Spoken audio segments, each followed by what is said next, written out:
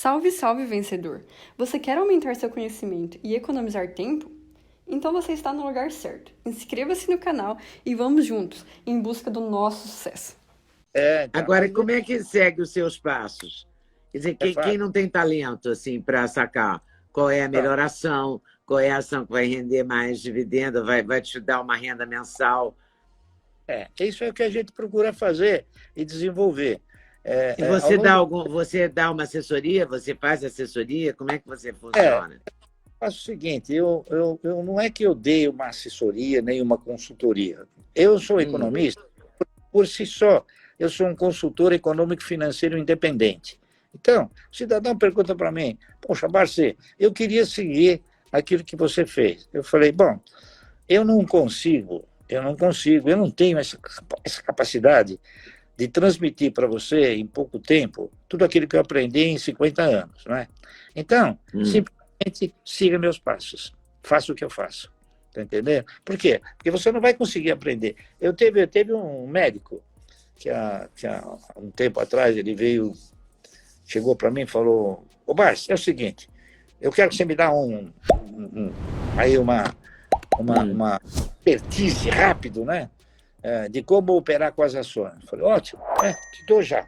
Posso fazer uma pergunta? Pode, claro. Você me ensina a operar o coração em 15 minutos? Ele falou, isso é impossível. Eu falei, impossível também. Como é que eu vou?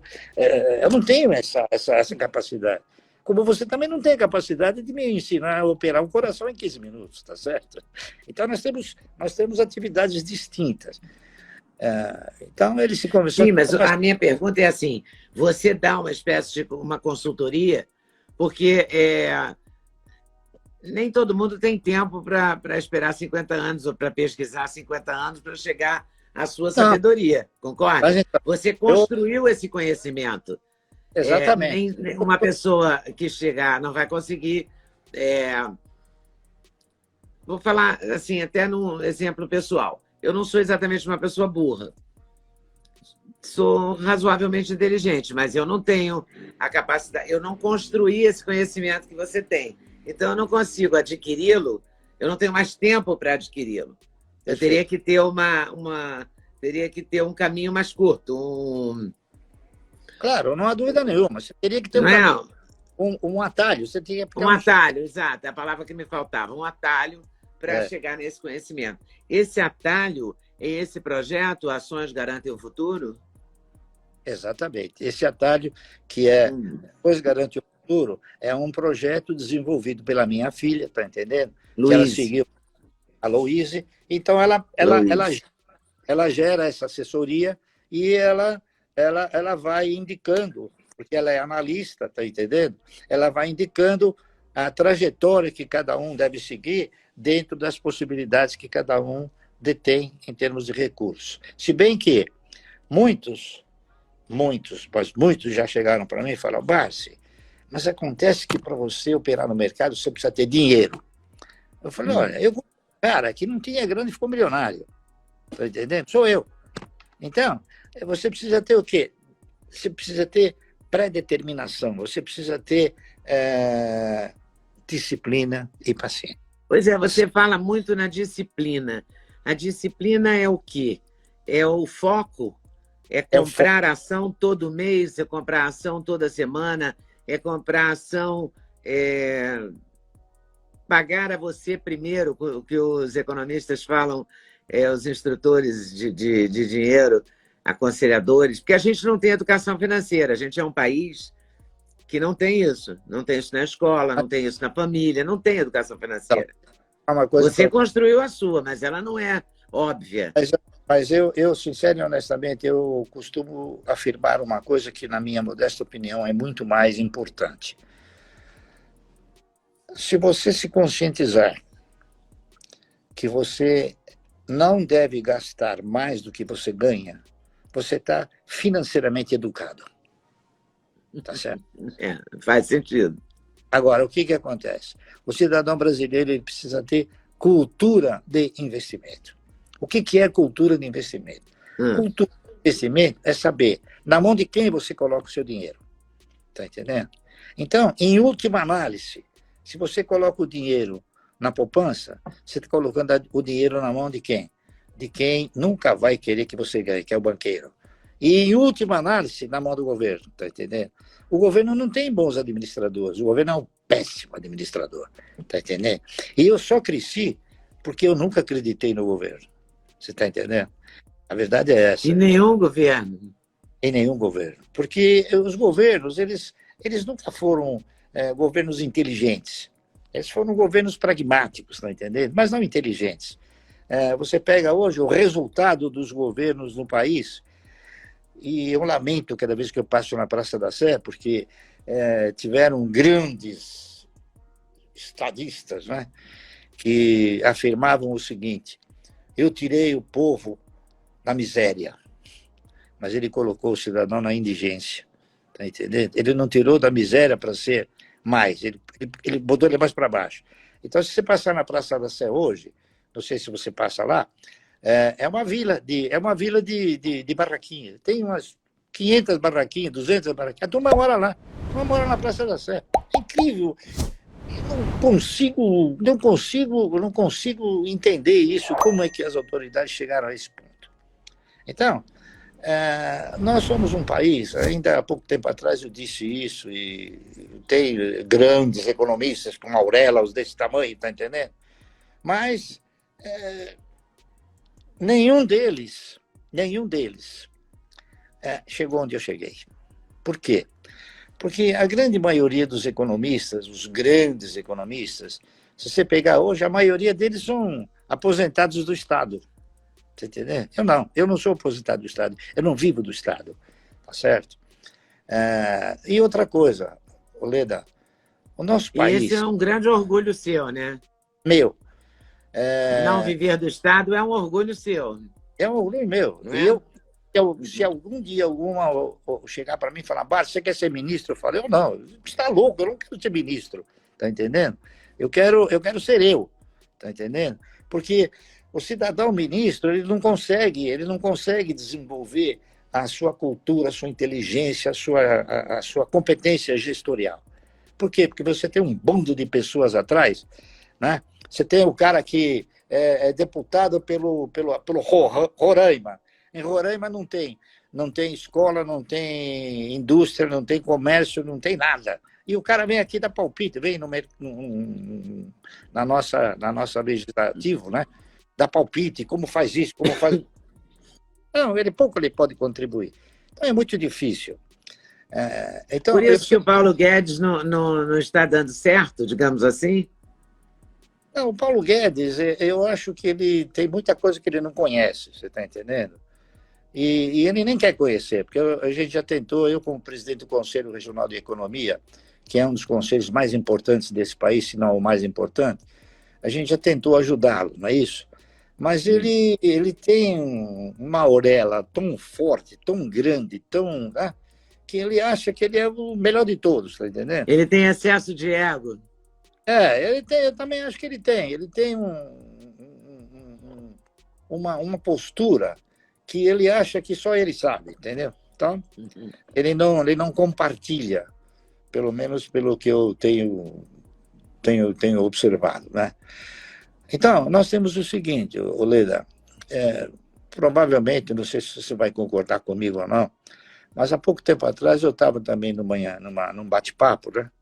E eu dizia o seguinte: o nosso país nunca teve um plano econômico, tá entendendo?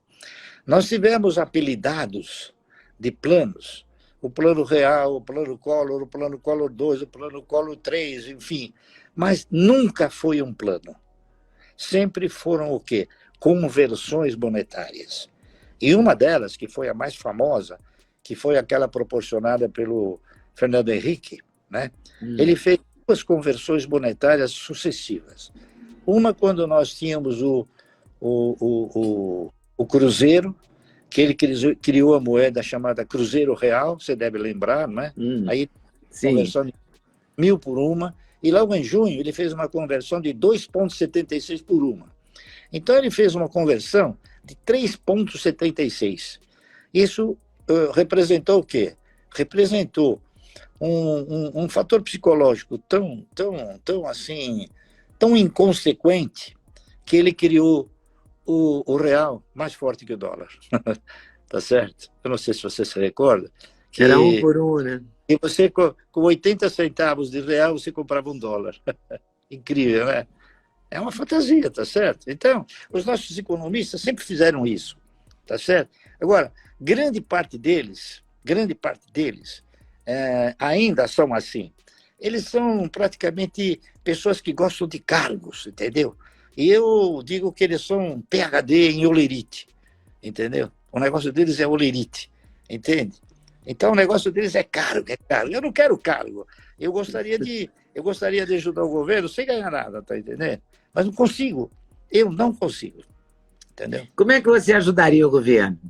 Mostrando Porque a gente está vivendo, a gente está num momento de uma inflação altíssima, uma situação dramática, todo mundo brigando por causa dos combustíveis, do preço do combustível, do preço da energia, do não sei o quê.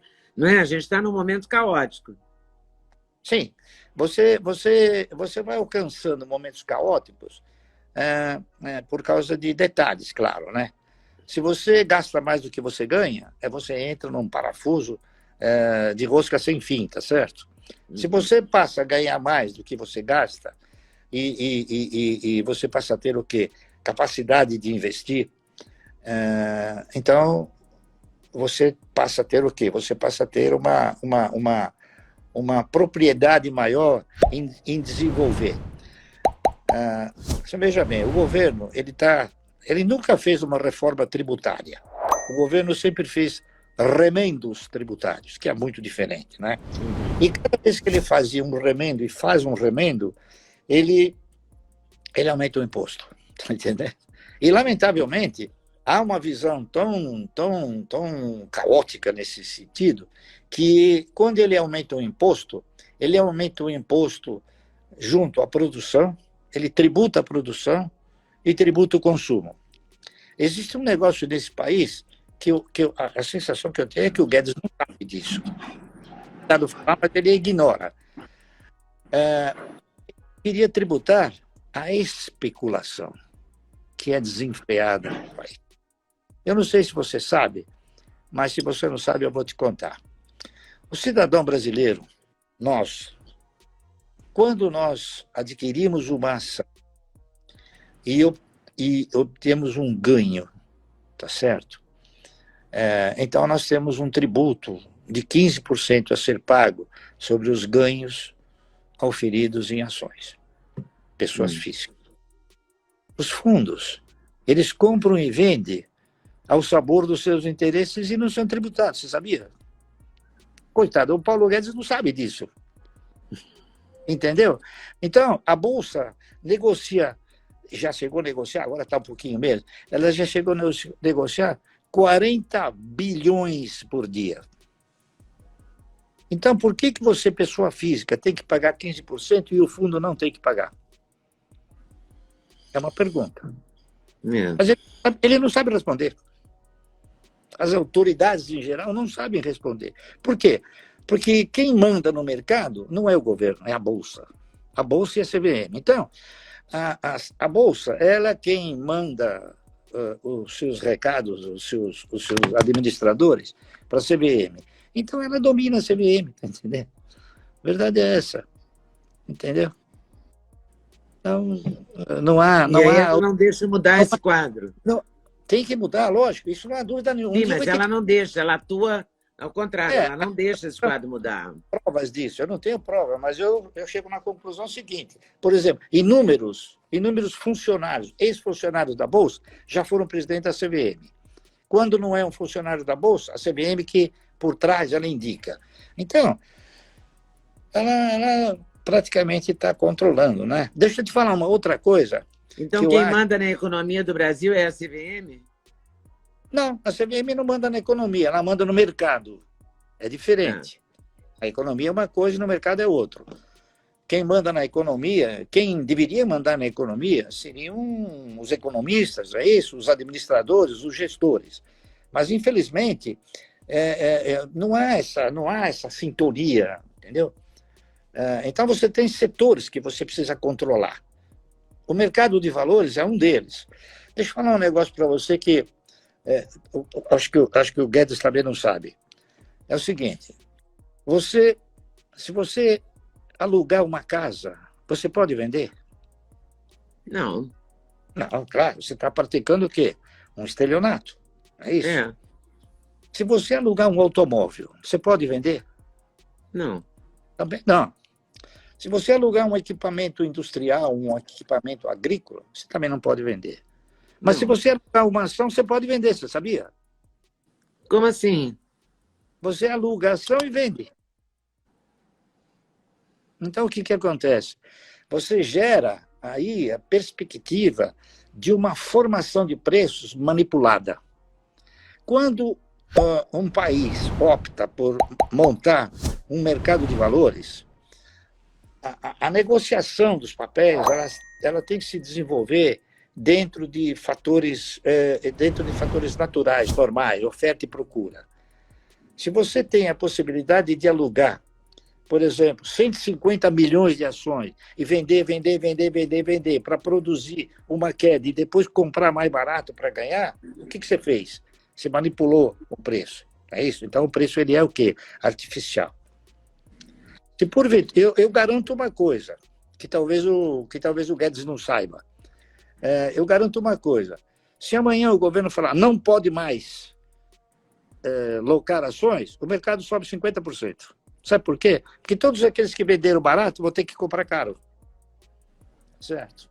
Então, nós temos essas distorções no país. E o pessoal fala, não, mas nos Estados Unidos também pode fazer isso. Mas nos Estados Unidos é os Estados Unidos. Os Estados Unidos têm um contingente de investidores individuais de 80%, 90%. Aqui nós não temos investidores. Acho que deve ter 3 investidores no país, eu e mais 2. Investidores, porque o que tem são especuladores, tá certo? São especuladores. O resto do mundo também funciona dessa maneira? Funciona, mas com outras características, não é isso? Eu não sei até que ponto não existe limite, tá entendendo? Aqui, por exemplo, tem empresas que têm mais de 15% das suas ações locadas. Entendeu? Então, se eu mandar para você a relação dos papéis locados, você vai ficar de cabelo em pé. Você vai ter que botar um negócio para não deixar subir o cabelo. Tá certo? E, coitado, o ministro, ele deve saber disso.